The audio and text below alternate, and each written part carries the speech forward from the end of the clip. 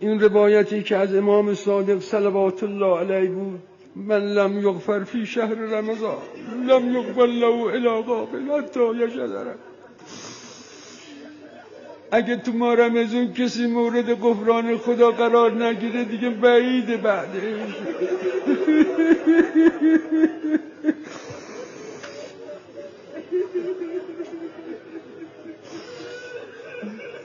به حسب ظاهر چند ساعت بیشتر باقی نمونده واسه ما.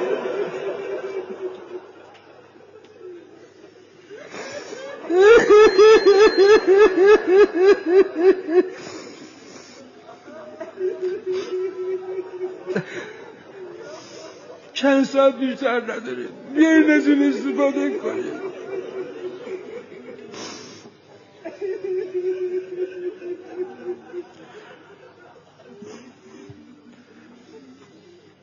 خود من امشب فکر میکردم، گفتم مگه میشه دست خالی ما رو برگردونی؟ میشه کسی رو دعوت کنی سر سفره بشونی بعد بهش غذا ندی؟ حاشا کرمت یا الله.